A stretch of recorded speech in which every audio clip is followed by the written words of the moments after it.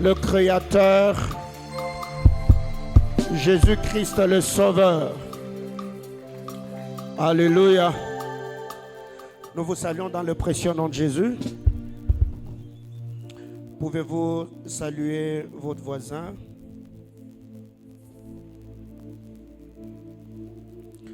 Que le Dieu des cieux nous bénisse abondamment.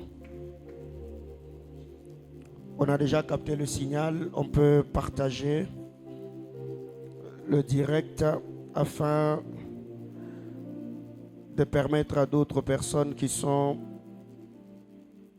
à l'étranger, ceux qui ne sont pas ici, ceux qui sont peut-être retenus par la pluie, de suivre le message.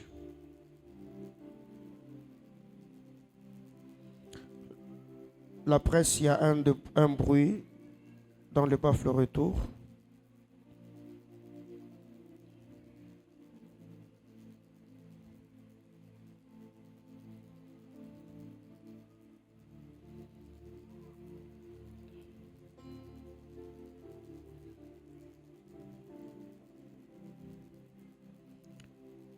Gloire à Dieu.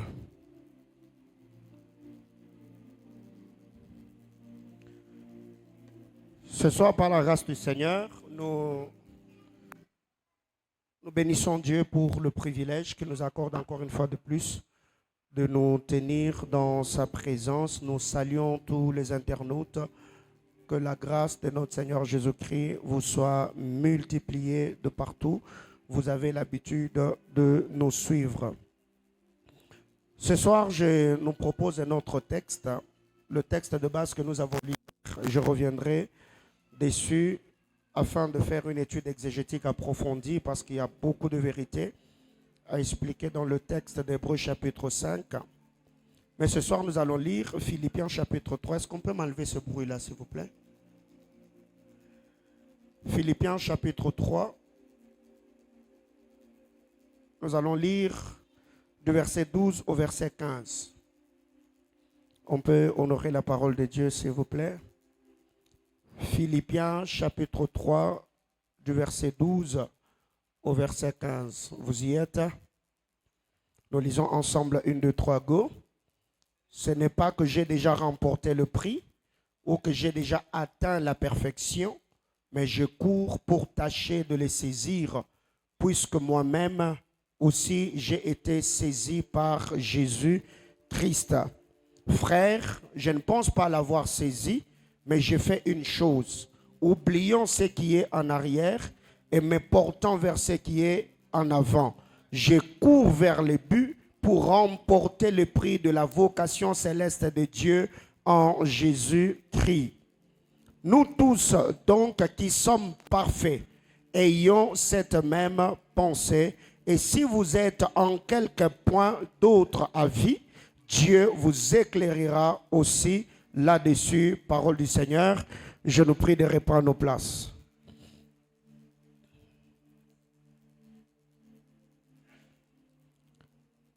Parole de vie explique très bien Éphésiens chapitre 3 que nous venons de lire. La Bible déclare, je ne veux pas dire que j'ai déjà atteint les buts ou que je suis déjà parfait, mais je continue à courir pour saisir le prix parce que le Christ Jésus m'a déjà saisi. Non, frères et sœurs, je ne pense pas que j'ai déjà obtenu le prix, mais j'oublie la route qui est derrière moi. Je suis tendu en avant et je fais la seule chose importante. Courir vers le but pour gagner le prix. Dieu nous appelle d'en haut à le recevoir par le Christ Jésus. Nous qui sommes des chrétiens adultes, nous devons penser de cette façon. Et si sur ce point, vous pensez autrement, Dieu vous éclairera aussi là-dessus. Parole du Seigneur. Alors déjà, hier, par la grâce du Seigneur, nous avons introduit cette série d'enseignements. Nous avons défini le concept maturité et spirituelle. Et nous avons partagé 2 choses autour de la maturité spirituelle. Nous avons dit que la maturité spirituelle, c'est une stature que nous atteignons à un certain âge dans notre marche et notre cheminement spirituel ou cheminement chrétien. 2, nous avons dit la maturité spirituelle est une capacité à juger, à sonder, à analyser, à discerner les choses par le Saint-Esprit et par les Saintes Écritures. Donc la maturité spirituelle, c'est juger, c'est sonder, c'est analyser, c'est discerner, pas nos propres sentiments, pas selon nos tempéraments, mais selon l'Esprit de Dieu et selon les Écritures saintes. 3, nous avons dit, la maturité spirituelle, c'est de quitter ce qui est futile pour ce qui est utile. 4, nous avons dit que selon Hébreu, la maturité spirituelle, c'est la capacité de comprendre. 5, la maturité spirituelle, c'est devenir maître, celui qui encadre les autres. 6, la maturité spirituelle, c'est quitter la dimension du lait pour une nourriture solide. 7, la maturité spirituelle, c'est quitter le stade d'être enfant pour devenir un homme adulte ou encore un homme fait. 8, la maturité spirituelle, c'est discerner ce qui est bien de ce qui est mal. 9, la maturité spirituelle, c'est laisser pour tendre. 10, la maturité spirituelle, c'est se juger avant de juger les autres paroles de Dieu. Alors, le texte que nous venons de lire, il y a des choses que l'apôtre Paul partageait avec l'église de Philippe. Il dit, je veux dire une chose. Ce que je veux dire, c'est que je n'ai pas encore atteint le but. Quand on parle du but ici, on parle de la perfection. On parle du couronnement éternel. On parle de la récompense éternelle. Donc l'enlèvement, quand nous serons avec le bien-aimé Sauveur dans la félicité céleste. Mais je continue à courir pour saisir le prix. Quand on parle du prix ici, on fait allusion à notre couronne incorruptible ou encore à la récompense de sang. Parce que le Christ m'a déjà saisi. Le Christ qui m'a saisi, c'est l'appel que le Seigneur nous a lancé. Cet appel, l'apôtre Paul parlant, il dit, le Christ m'a saisi. Il m'a saisi par l'appel, il m'a saisi par sa parole, il m'a saisi par son Esprit Saint. Non, frère, je ne pense pas que j'ai déjà obtenu le prix. Nous ne l'avons pas encore obtenu sur la terre. Ce que nous avons ici, c'est les centuples. C'est ce qui contribue à la vie et à la piété. Ce que nous avons sur terre. Le mariage, les bénédictions et tout ce qui va avec, selon la parole que le Seigneur a dit à Pierre, que ceux qui auront tout abandonné auront le centuple dans ce siècle et la vie éternelle dans le siècle à venir. Donc l'apôtre Paul parlant, il disait à ceux de l'église de Philippe qu'ils n'avaient pas encore atteint ou obtenu le prix. Mais j'oublie la route qui est derrière moi, tout ce que j'ai déjà fait, tout ce que j'ai déjà réalisé, tout ce que j'ai déjà accompli, j'oublie ces choses. Je suis tendu en avant et je fais la seule chose importante. Dans la quête de la maturité spirituelle, la seule chose importante, c'est courir vers le but pour gagner le prix. La seule chose importante que nous pouvons faire, ce n'est pas d'abord combien notre mariage était glorieux, combien notre ministère était glorieuse, combien de malades nous avons guéris, combien de prophéties nous avons données, combien de voyages nous avons effectués, combien de maisons nous avons achetées, combien de vies nous avons touchées. Certes, cela est inclus dans ce que le Seigneur a réservé aux rachetés, aux élus. Mais nous devons savoir une chose, que quand l'apôtre Paul parle, il dit, je fais la seule chose qui est importante, c'est courir vers le but.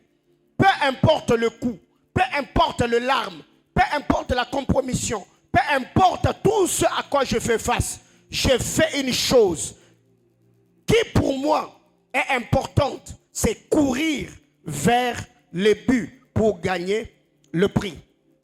Dieu nous a appelés d'en haut à le recevoir par le Christ. Nous qui sommes de chrétiens adultes, nous devons penser de cette façon. Le chrétien adulte ne pense pas à combien on doit acheter de maisons. Certes, c'est bien et beau. Le chrétien adulte ne pense pas d'abord à sa vie terrestre.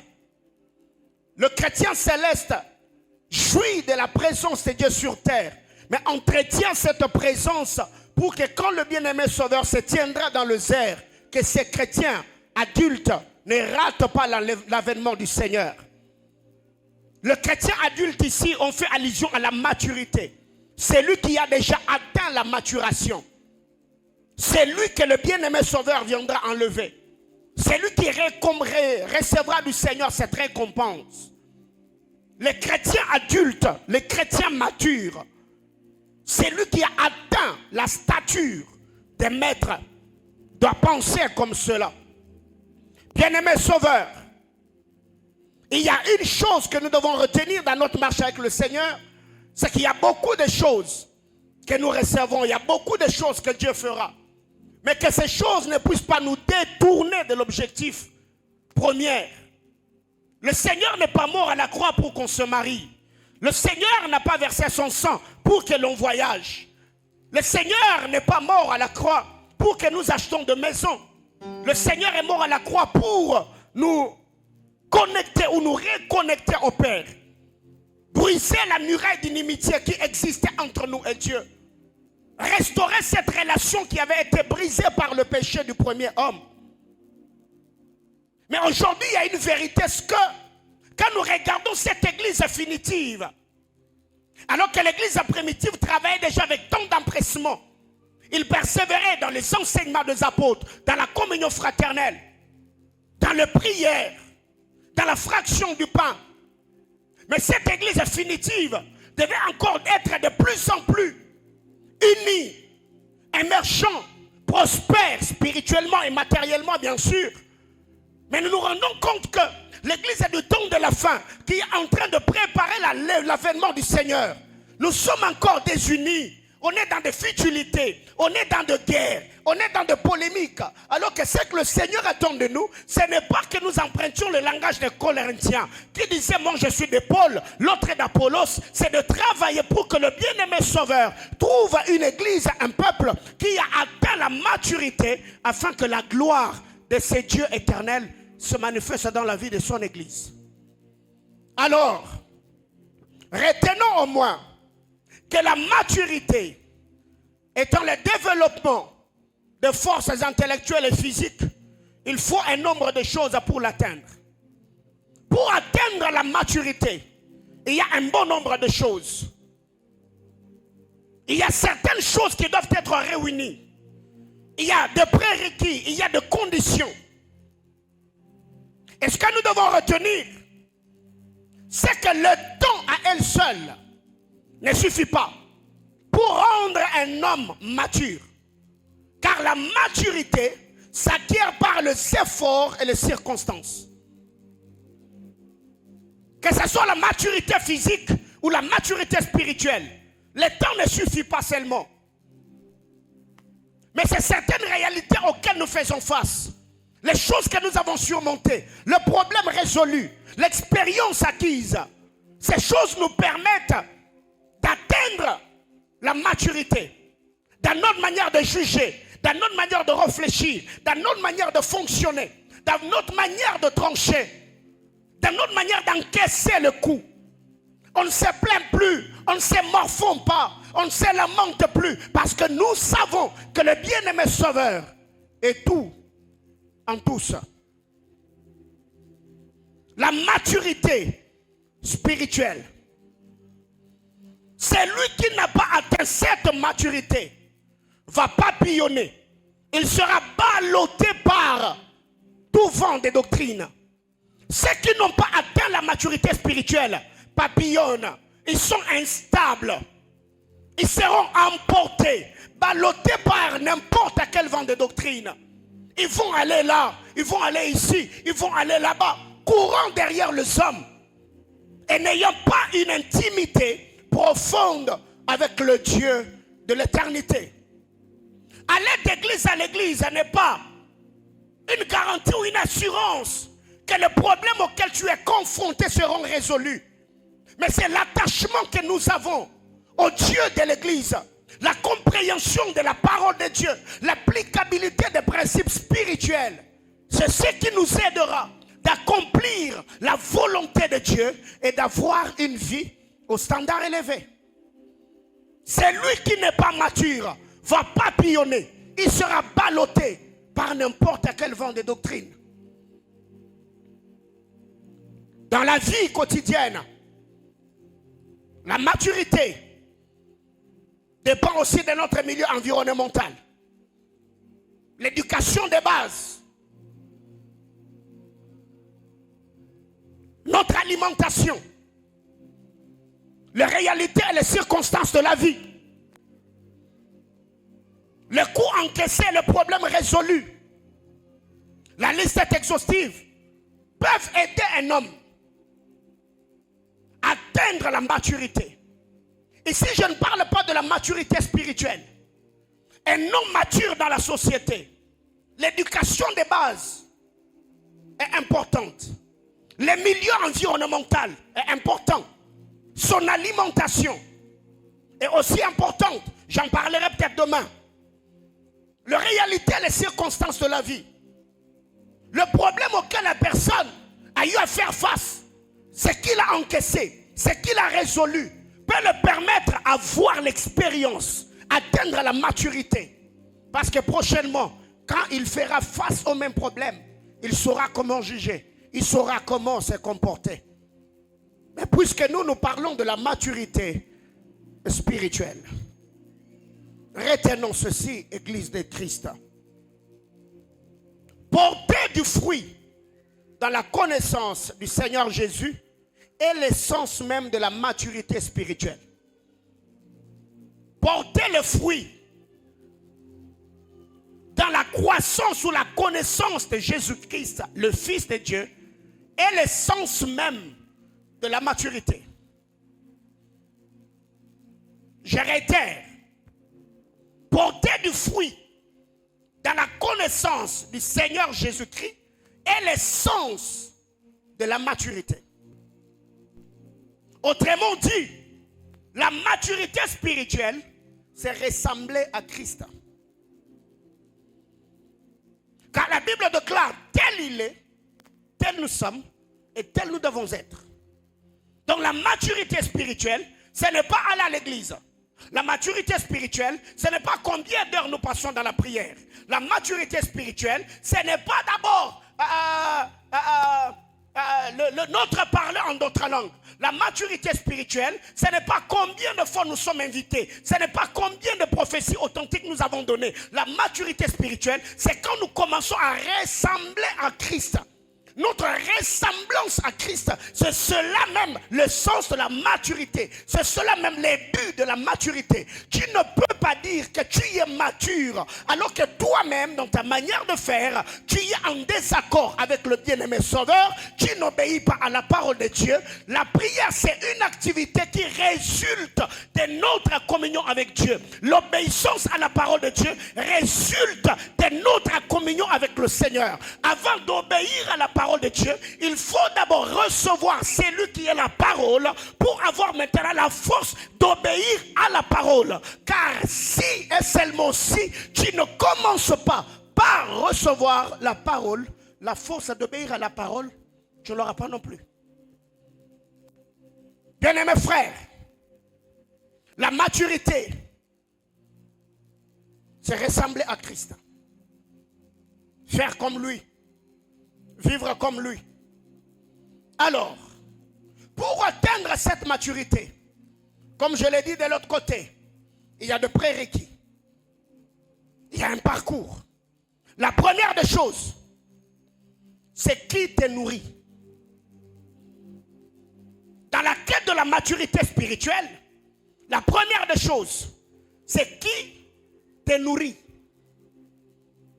Qui te nourrit. Genèse chapitre 3, du premier verset au verset 7, nous connaissons très bien l'histoire. Adam et Ève dans le jardin d'Éden. Aussi longtemps que le Seigneur Dieu était le seul fournisseur du repas spirituel au premier couple d'Adam et Ève, ils étaient habillés. Et le vêtement dont il est question ici, c'était la gloire.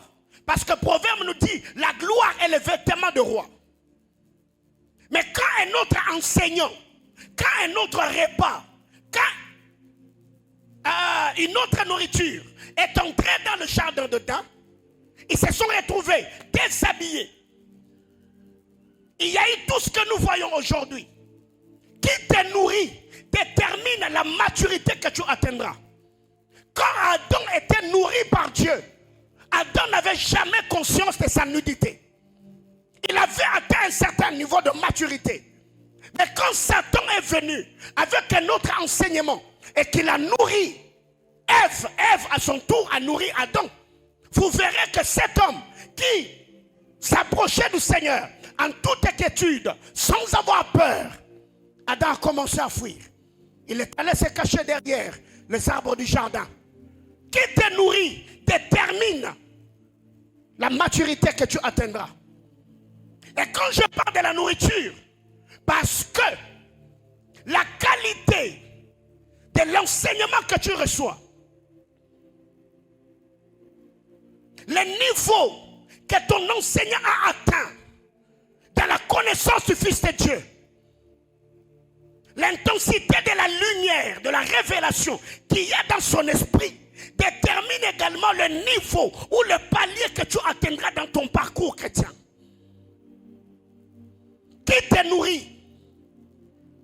Qui est celui qui t'enseigne? Et quand vous lisez la parole de Dieu, dans Timothée chapitre 2 Timothée chapitre 4, le verset 3. 2 Timothée 4, 3, la Bible déclare: car il viendra un temps où les hommes ne supporteront pas la saine doctrine, mais ayant la démangeaison d'entendre des choses agréables, ils se donneront une foule de docteurs selon leurs propres désirs. Vous savez, aujourd'hui, on attaque le prophète ceci, le prophète cela. Mais quand vous lisez cette parole prophétique et apostolique, vous verrez que l'église du temps de la fin, plus nous serons en train d'avancer à l'avènement du Seigneur. Ce n'est pas le ministère prophétique qui sera un ministère qui va égarer plusieurs, mais c'est le ministère doctoral, le ministère des enseignants. Qui te nourrit détermine ou déterminera ta maturité spirituelle. Aujourd'hui, pourquoi la majorité des gens ne croissent pas dans la connaissance de Christ? Tout dépend également de l'enseignement qui nous est présenté. Si du matin au soir, tout ce qu'on vous prêche, c'est les démons, c'est la sorcellerie, c'est les liens de famille, c'est chasser les démons, c'est pleurer pour le mariage, comment est-ce que ce peuple atteindra la maturité? Comment est-ce que ce peuple-là creusera et approfondira leur connaissance avec le Seigneur? Certes, je ne suis pas contre ces choses. On parle de ces choses, même dans les prophéties, ça sort. Dieu va bénir, Dieu va élever. Oui, nous croyons en ces choses. Nous prions pour ces choses. Nous travaillons pour ces choses. Mais ce n'est pas d'abord notre appel premier. Le Seigneur ne nous a pas appelés pour acheter des maisons, pour nous marier, pour voyager, pour avoir un confort sur terre. Si et seulement si notre vie ne plaît pas à Dieu. Qui te nourrit déterminera ta maturité spirituelle. Lisez la parole de Dieu de Genèse, Apocalypse. Jésus un jour il dira: un aveugle qui conduit un aveugle, ils arriveront au bon port, n'est-ce pas? Non. Ils feront quoi? Ils tomberont tous dedans, dans un trou. Voyez-vous? C'est que vous devez savoir atteindre la maturité spirituelle dépend d'abord de celui qui t'enseigne.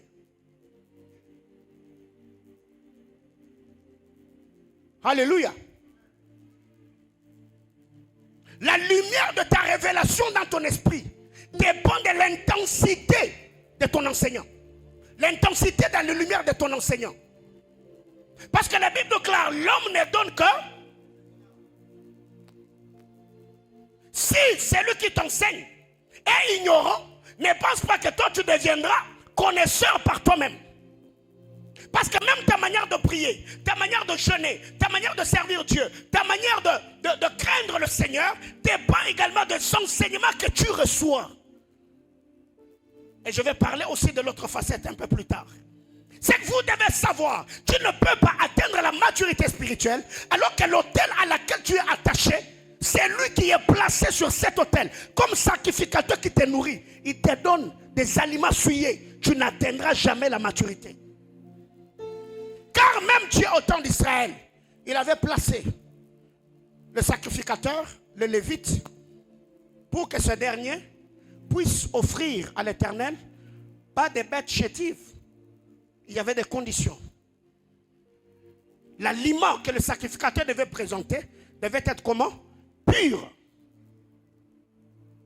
C'est pourquoi dans cette église et dans cette commission, j'ai même d'ailleurs récemment, alors qu'on était avec les amis de l'école doctorale en train de réfléchir sur la rentrée académique, j'ai pris la résolution. J'ai même parlé avec les musiciens. Comme je suis de retour, ils vont aller à l'école de musicologie. Là où je fais la théologie, il y a également la filière de musicologie. Ils vont aller étudier là-bas. Et le prédicateur de cette église, le serviteur de cette église, plus le temps sera en train d'évoluer, je vous enverrai faire la théologie parce que moi-même je suis théologien. Au-delà de ce que je vous enseigne, vous devez également apprendre à avoir certaines techniques, certaines méthodes afin d'être efficace dans votre manière de servir Dieu. Et s'il se fait que tu n'as pas d'argent, l'église va vous scolariser pour que vous alliez étudier. Et j'ai déjà même demandé aux pasteurs des extensions qu'ils se fassent former. Ils doivent étudier. Est-ce que je parle à l'église? C'est que vous devez savoir à un certain niveau dans la vie, le travail que nous sommes en train de faire ici, ce n'est pas une église que nous avons commencé parce qu'on a besoin d'acheter une chaussure. On est en train de bâtir une vision.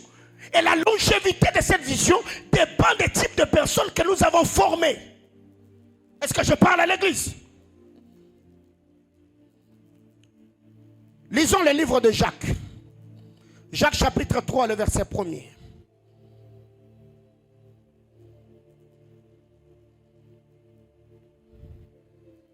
Mes frères, qu'il n'y ait pas parmi vous un grand nombre de personnes qui se mettent à enseigner.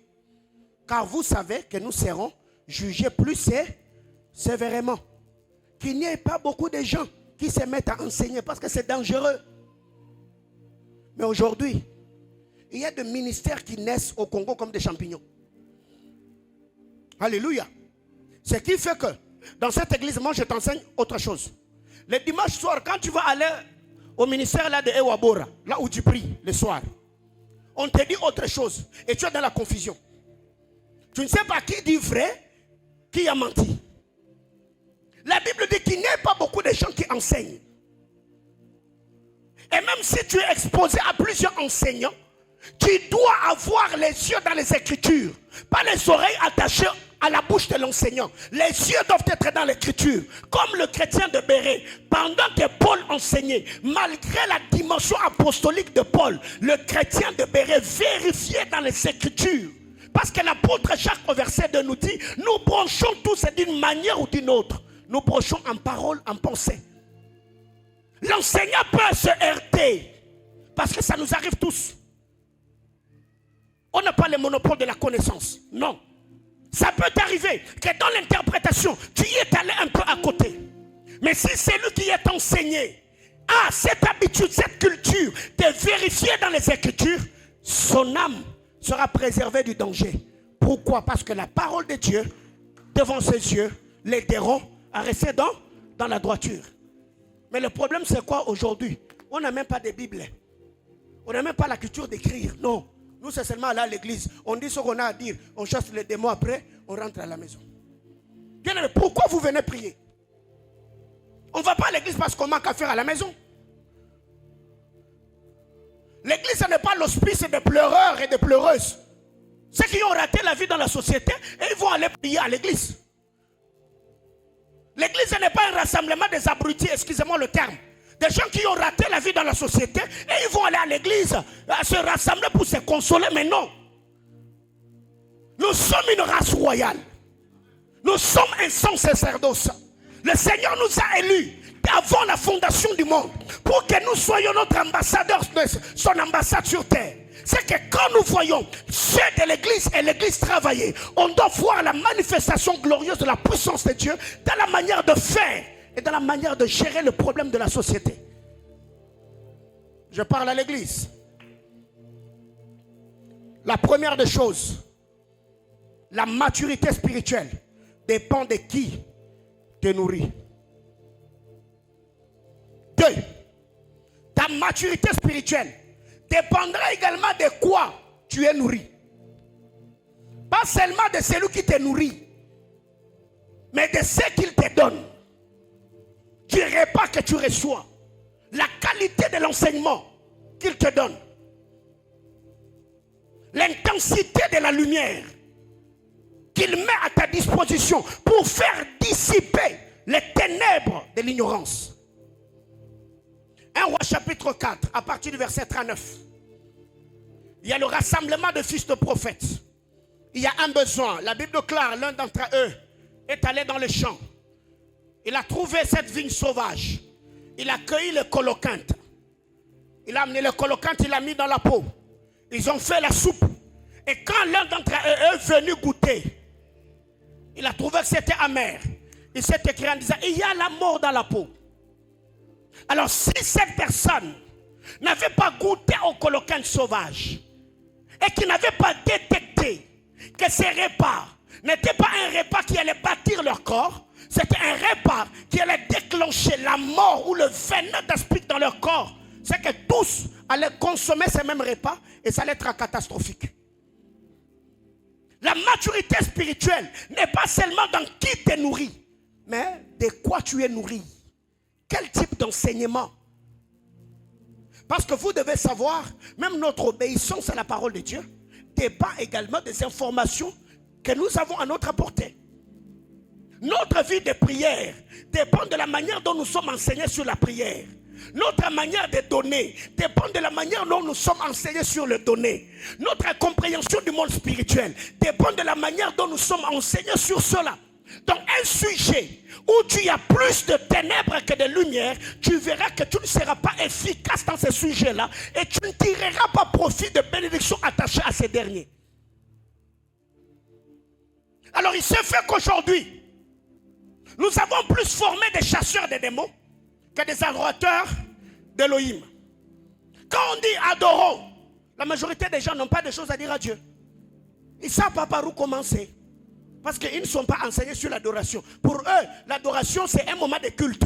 Où on joue une douce musique et nous sommes là, yeux fermés, mais sur le cœur, on est en train de nous mouvoir dans la présence de Dieu. L'adoration est une vie. L'adoration n'est pas un moment de culte, non. Tout acte qui plaît à Dieu est une adoration. Et vous verrez, quand on dit adorons le Seigneur, on n'a pas de choses à dire. Mais quand on dit chassons les démons, tourbillon dans la salle. On fera toutes sortes de prières. Prière Kalachnikov, prière mitraillette. Quoi d'autre? Prière Satan 2. On va faire tout. Et je vous ai déjà raconté cette histoire à Kinshasa. C'était je crois en 2010. 2010 ou 2011. J'avais rendez-vous avec le prophète Fulgence Soukousou. C'était du côté Ozone, j'allais le voir. Et sur la route, on voit des gens avec des moellons. Et quand même, notre curiosité, on s'est renseigné, mais c'est quoi? Oh non, le pasteur a dit qu'aujourd'hui, comme c'était le dernier jour de leur programme de prière, on va tuer Goliath aujourd'hui. Avec des moellons. J'ai dit, ok, si c'était peut-être la bonne stratégie d'amener le moellon pour faire la fondation de l'église, gloire à Dieu. Mais si c'était vraiment tuer Goliath, c'est que nous sommes à côté de la plaque. Vous voyez? Le problème, ce n'est pas que nous manquons de foi. Notre foi, la manifestation de notre foi, dépend également des enseignements que nous recevons. Si maintenant, là, je vous dis que Dieu m'est apparu, il m'a dit que demain, venons avec le balai parce que nous allons balayer tous les alliants. Mon ami, tu vas venir avec le balai. Toi, oh, moi je te connais, non? Tu viendras ici avec le balai. Et si je te dis balai, Dada, où ta combo là? Tu dis combo là? Eh Seigneur. Donc, on arrive à la penja. Et yo zonga bon, ta combo la penja. Alléluia. Eh. Donc vraiment, au combo la penja. Pourquoi? Parce que tu as conscience en ce que je t'enseigne, n'est-ce pas? Oui, et aussi quand ils ont pris leur moellon là, ils avaient confiance à ce que le pasteur a dit. C'est que la manifestation ou l'expression de notre foi dépend aussi des informations à notre portée. Est-ce que je parle à quelqu'un? Ce n'est pas que nous n'avons pas de foi, non. Ta foi sera manifeste en fonction de la lumière spirituelle que tu as.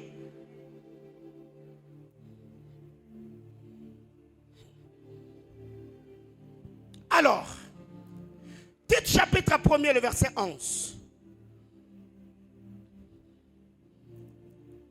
Tite 1:11, la Bible déclare: auquel il faut fermer la bouche. Il bouleverse de familles entières, enseignant pour un gars honteux ce qu'on ne doit pas enseigner. Il y a des choses qu'on ne doit pas enseigner. Ces gens-là qui enseignent ce qu'on ne doit pas enseigner. L'apôtre Paul écrivant à Tite, il lui dit, ces gens-là, on doit leur fermer la bouche. La bonne manière de fermer la bouche aux mauvais enseignants, ce n'est pas de les attaquer en disant qu'ils enseignent de fausseté. C'est en enseignant, en exposant un enseignement pur. C'est ce que nous appelons la doctrine du Seigneur. Parce que moi, je suis ici. Mon autorité, je l'exerce sur cet autel. Si peut-être le pasteur voisin est en train d'enseigner autre chose, le fait de l'attaquer ici ne fera pas de lui moins pasteur. Il est chez lui, n'est-ce pas? Il est en train d'enseigner dans son église. Il a des gens qui croient en ce qu'il enseigne. Alors moi, la manière de fermer la bouche au faux, ce n'est pas d'attaquer le faux, mais c'est d'abord d'enseigner ce qui doit être enseigné à la lumière des Écritures, conduit par l'Esprit de Dieu. Parce que le Seigneur nous a envoyés d'abord faire quoi? Annoncer, pas dénoncer. Mais aujourd'hui, nous avons reçu plus, pas le ministère de la réconciliation, mais le ministère de dénonciation. Tel est faux, tel est faux, tel est faux, tel est faux, telle pratique n'est pas bonne. Oui, mais présentez-nous alors ceux qui sont vrais.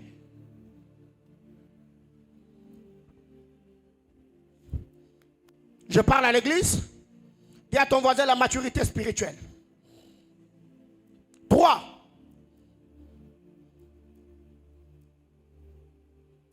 Le niveau de la maturité que tu atteindras dépend également de ce à quoi tu t'es nourri. Pas de qui t'es nourri, pas de quoi tu es nourri, de ce que tu t'es nourri toi-même. Ici, je parle du développement personnel. Nous sommes tous à la quête de la connaissance. Nous cherchons tous à apprendre. Recevoir du Seigneur de nouvelles révélations. En lisant des livres, en suivant d'autres hommes de Dieu sur les réseaux, en faisant de recherches. Donc, ta maturité spirituelle ne dépend pas seulement de ce que je t'enseigne et de moi qui t'enseigne, mais aussi de comment tu t'enseignes toi-même.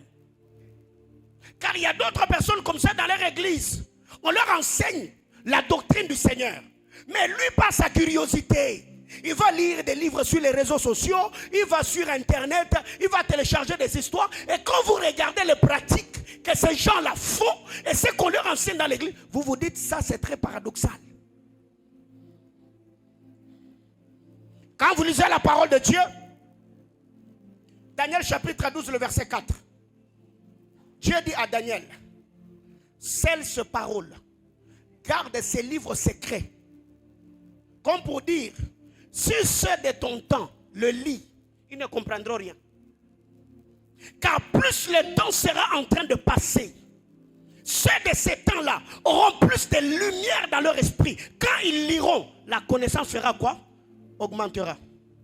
Et il y a des choses que je ne peux pas t'enseigner aujourd'hui.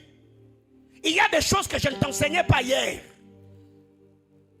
Quelqu'un me comprend? Je suis en train d'aller avec vous mollo mollo. Quand on a commencé cette église, je ne parlais pas trop de la spiritualité, n'est-ce pas? Mais pourquoi? Parce que j'ai compris que vous avez atteint un certain niveau.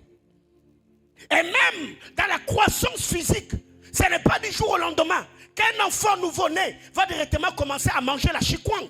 Non, vous allez le tuer.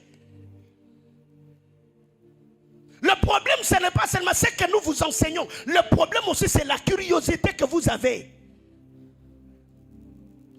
À part moi, tu écoutes qui d'autre? À part le prédicateur de cette église, qui d'autres prophètes enseignent? Ce qui fait qu'aujourd'hui, on est instable. On est tout. Sauf ce que Dieu veut que nous soyons. Parce qu'au-delà de ce que moi je t'enseigne ici, tu as un autre pasteur que tu suis sur Internet.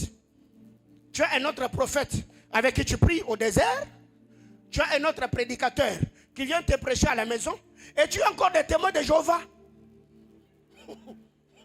avec qui tu fais des débats, même des choses que tu ne comprends pas. Alléluia.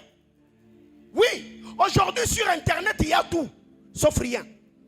Allez, tout ce que vous voulez avoir, allez sur Google, vous allez le trouver. Mais ne soyez pas curieux. Contentez-vous de ce qu'on vous donne. S'il y a un sujet sur lequel tu es tombé et que tu as besoin plus d'approfondir, viens me poser des questions. J'ai peut-être plus de lumière sur ces sujets-là. Je peux te l'expliquer. Ce n'est pas parce qu'on n'enseigne pas ça ici qu'on ne maîtrise rien. Je me dis seulement, le niveau que l'église a, ce n'est pas le bon moment pour moi d'enseigner ça. Alléluia. Je crois que c'était l'année passée. J'avais enseigné seulement sur le mois de janvier, n'est-ce pas? Je vous ai parlé de Janus. Mais récemment, j'ai survolé sur tous les 12 mois de l'année. Quelqu'un me comprend? C'est que je vais avec vous mollo mollo. Tu es prédicateur dans cette église. Je dois être informé de qui tu suis à part moi. Qui tu suis à part moi sur les réseaux sociaux? Ici au Congo, à l'étranger. Qui d'autre?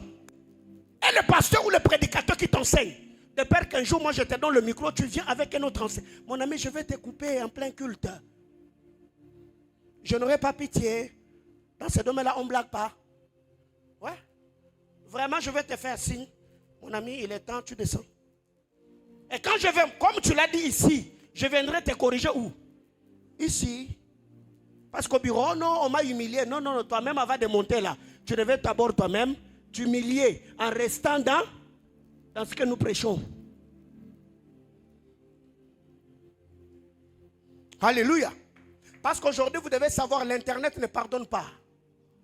Quelqu'un me comprend? Les réseaux sociaux là, ça ne pardonne pas d'eux. Ouais.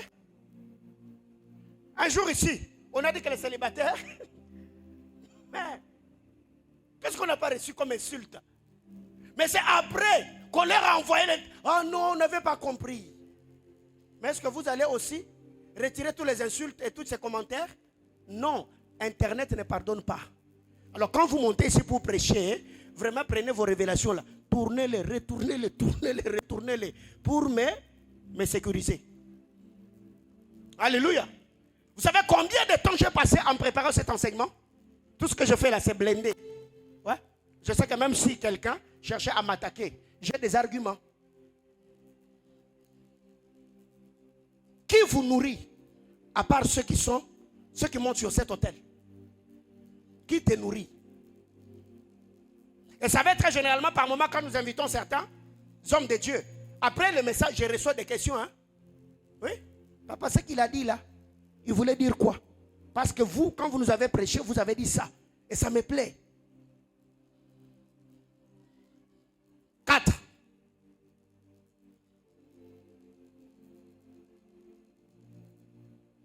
Le niveau de ta maturité est également déterminé aussi par ta proximité du trône. Ta proximité du trône. Quand je parle de la proximité du trône, c'est la qualité de ton intimité avec le Saint-Esprit. L'intimité. Comment tu entretiens ta relation avec le Saint-Esprit? Est-ce que tu connais le Saint-Esprit? Est-ce que tu sais comment on écoute le Saint-Esprit? Ta proximité au trône. Parce que pour que Jean, dans le livre de Patmos, Apocalypse, se présente dans la salle du royaume, il a fallu qu'il reçoive une invitation. Monte ici. Aussi longtemps qu'il n'y avait pas d'invitation, il était là dans l'île de Patmos. Il pouvait voir autre chose. Mais pour qu'il monte, accède dans la salle du royaume, il a fallu que quelqu'un l'invite. Votre proximité au trône. 1 Roi chapitre 10, le verset 8. C'est la reine de Séba qui parle à Salomon. Il dit, bénis soient tes serviteurs qui sont devant ton trône et qui écoutent les paroles de ta bouche, qui sont en contact avec ta sagesse. Ta proximité au trône déterminera le palier ou le niveau de ta maturité. Imaginez-vous quelqu'un qui est dans le gouvernement de Salomon. Tu vas trouver un abruti là-bas? Non. Salomon est intelligent, Salomon est sage. Sur lui repose l'onction de Dieu. Tous ceux qui écoutent Salomon étaient sages. C'est la reine de Séba qui dit. Il dit, bénis soient tes serviteurs qui sont devant ton trône et qui écoutent ta sagesse. Ta proximité au trône déterminera le palier ou le niveau de ta maturité. Car il y a certaines choses que moi je ne t'enseignerai pas. Le Saint-Esprit, l'enseignant par excellence, il te dira, ne fais pas ça, ne fais pas ça, ne fais pas ça, ne fais pas ça. Peut-être toi, tu es de la race de Timothée. Paul t'a dit, à cause de ton estomac, prends un peu de vin. Mais moi, je suis de la race de Samson. Moi, je ne touche pas au vin. Ce n'est pas parce que tu prends un peu de vin que moi aussi, je dois prendre le vin. Non, ta consécration n'est pas mienne. Quelqu'un me comprend? Alors, il y a d'autres personnes comme ça. Vous êtes dans le méli-mélo. Oh non, mais lui, il est berger, non? Il est berger. Quand on était allé chez lui, on avait pris le vin. Mon ami, moi, chez moi, je ne bois pas le vin. Eh oh, je ne bois pas le vin. Moi, je ne fume pas. Je ne bois pas le vin. Alors, si toi, dans ta consécration, le Saint-Esprit est à l'aise quand tu t'enivres, moi, il ne l'est pas. Alors vous devez rester dans votre couloir d'appel, obéissant aux exigences, aux interdictions de l'Esprit de Dieu par rapport à votre appel et votre vocation. Ne suivez pas d'autres personnes parce qu'ils sont dans votre milieu environnemental et même en étant en désaccord avec la parole de Dieu, ils sont en train de percer. Toi, tu ne sais pas si seulement tu essayais un jour, tu vas plonger pour toujours. Ta proximité au trône déterminera aussi le niveau, le palier de ta maturité. Quand je me réveille le matin, précieux Saint-Esprit, je recommande ma journée. Conduis-moi dans toute la vérité. Que les paroles mensongères ne se trouvent pas dans ma bouche. Que les pensées impures ne traversent pas mon esprit. Je veux plaire à Dieu. S'il y a une révélation que je dois recevoir en ce jour, mets-moi en contact avec ce dernier. Est-ce par un message? Est-ce par un appel? Est-ce par un entretien? Je prie comme cela dès le matin. Je recommande ma journée. Seigneur, dans ma maison, qui est l'atmosphère de paix. Garde mes enfants. Je prie au nom de Jésus. Amen. Et si j'ai certaines révélations à recevoir, le Saint-Esprit va le glisser pendant que tu pries. Il te dira, fais ceci, ne fais pas ça, ne sors pas aujourd'hui, enferme-toi, prie, fais ceci, fais cela. Mais très généralement, nous, quand on se réveille, on se réveille kibouri. Tu te réveilles seulement comme ça, directement, tu commences à chercher à manger. Non. Dis à ton voisin ta proximité au trône. Tu ne peux pas servir dans le palais de Salomon, être à côté de Salomon, être bête. Non. Tu ne peux pas non plus côtoyer le Saint-Esprit. Avoir une intimité profonde avec lui. Et ne pas craindre Dieu, ne pas obéir à la parole de Dieu, ne pas connaître la parole de Dieu, ne pas être sensible à la voix de Dieu. Impossible. La maturité spirituelle. Mais aussi, nos activités spirituelles déterminera notre niveau de maturité. Les activités spirituelles déterminera notre niveau de maturité. La prière, l'adoration, le service, la méditation de la parole. Tout ce que nous faisons au quotidien comme activité spirituelle déterminera notre maturité. Bien-aimé dans le Seigneur, si tu veux avoir la maturité dans la prière, prie. Si tu veux atteindre la maturité dans la connaissance et la compréhension des Écritures, médite. Si tu veux atteindre la maturité dans la loyauté, apprends ton cœur à servir, à te soumettre à une autorité. C'est qu'il y a des gens aujourd'hui, quand vous regardez leur manière de faire, tu te dis, ok, lui il est fort dans la prière. Il a soumis son âme à la méditation. Mais ce n'est pas un homme de prière. Quand il se met en scène, vous sentez qu'il est profond. Mais il ne sait pas opérer dans la puissance. Parce que dans le domaine des activités spirituelles, c'est le côté où tu exerces plus ton esprit que tu seras excellent. Le côté où tu ne travailles pas trop, trop. Ne pense pas que le Saint-Esprit fera le sale boulot. Non. Ce qui fait qu'aujourd'hui, il y a des gens, quand ils se mettent à prier, waouh, quelle onction de prière. Mais donne-lui la Bible, rien du tout. Pourquoi? Parce qu'il n'a pas exercé son esprit, il n'a pas exercé son âme. C'est pourquoi vous devez travailler tout le domaine de votre vie. Quand vous vous mettez à prier, on sent que waouh, il a la maturité dans la prière. Quand tu te mets à enseigner, il a la maturité dans l'enseignement. Quand tu te mets à exercer les dons spirituels, on sent que tu as de la maturité.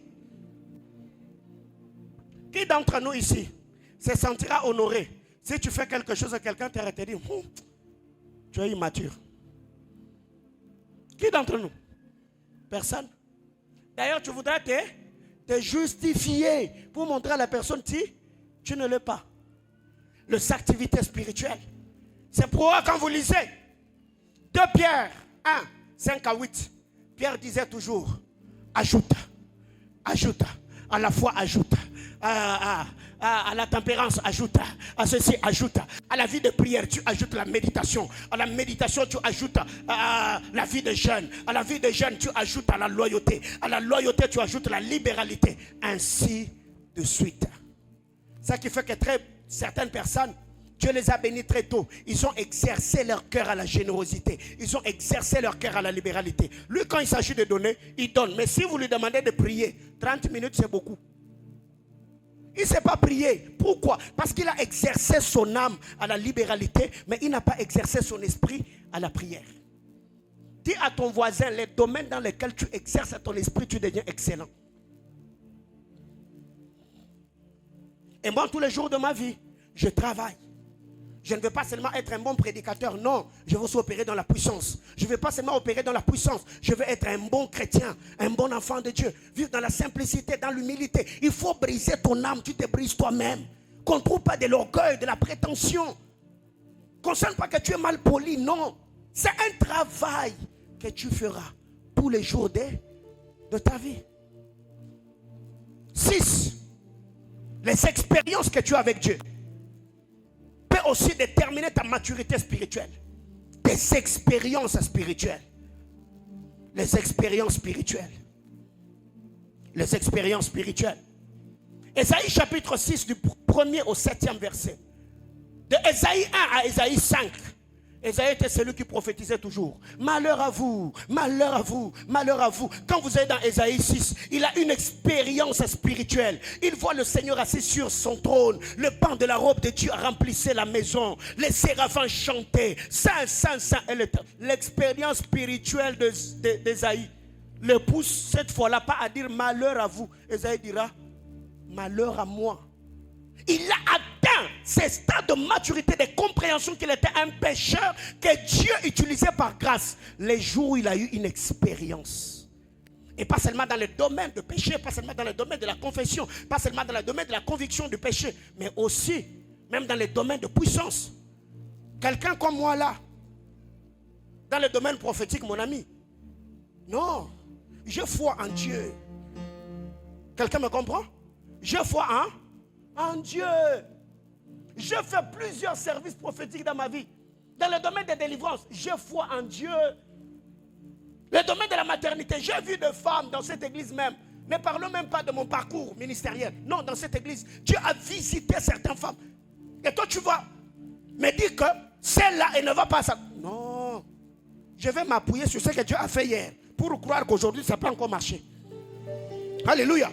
Les expériences avec Dieu ne renforcent pas seulement la confiance du roi, mais ça bâtit aussi sa foi.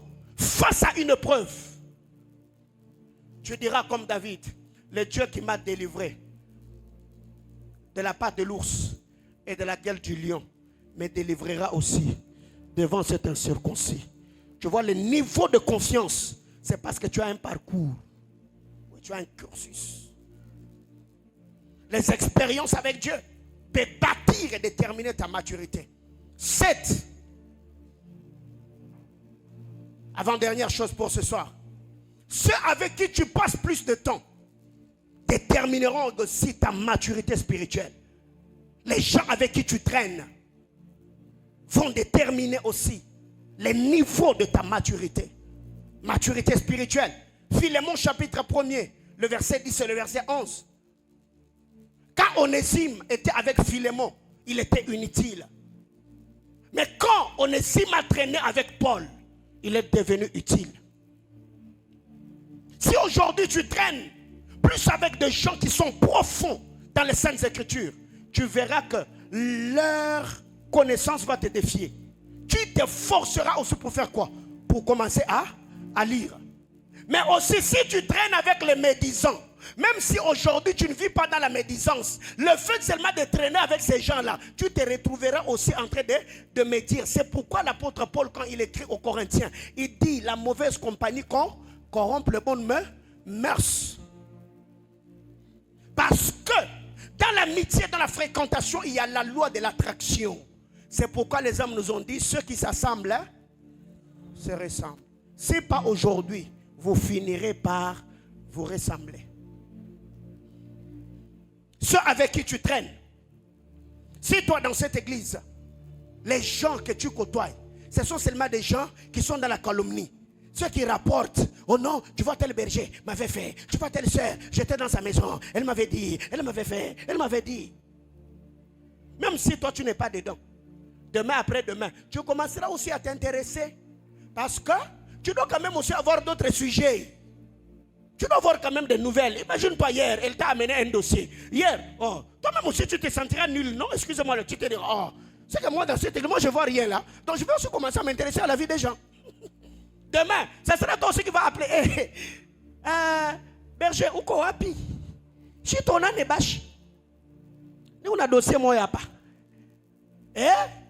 C'est quel dossier? Le dossier de notre berger. Tu vois notre berger là? Après, non, mon ami. Cette année, on n'a pas besoin de ça. Dis à ton voisin, cette année, je n'ai pas besoin de ça. Oui. On n'a pas besoin de ça cette année. Si tu sens que chez toi, il y a toujours que...